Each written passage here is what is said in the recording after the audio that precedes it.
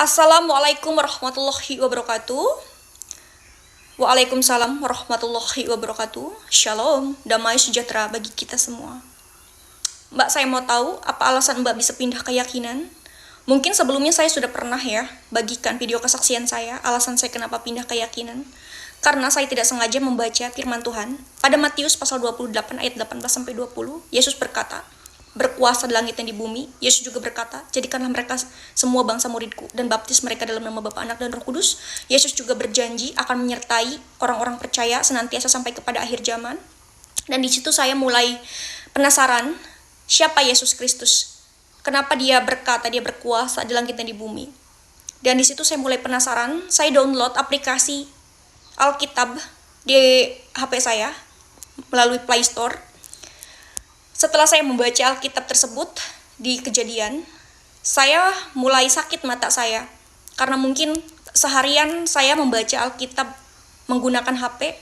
Dan di situ saya berinisiatif membeli Alkitab di gereja.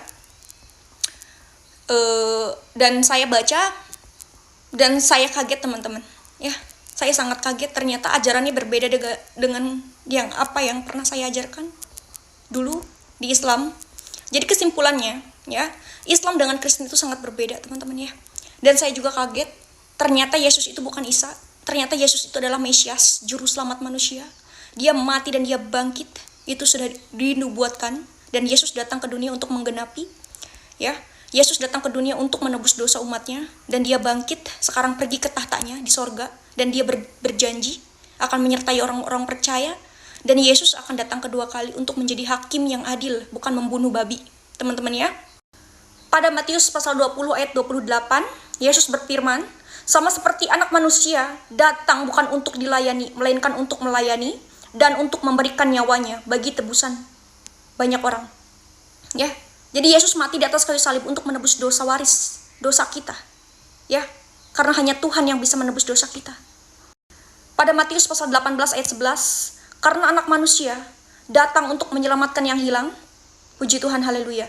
Dan Yesus juga berkata pada Yohanes pasal 3 ayat 5, aku berkata kepadamu, sesungguhnya jika seorang tidak dilahirkan dari air dan roh, ia tidak dapat masuk ke dalam kerajaan Allah. Kita harus dibaptis, itu penting sekali. Baptis adalah materai di mana kita sudah ditebus oleh darahnya yang kudus. Dan Yesus adalah Tuhan dan Juru Selamat, dia adalah penyelamat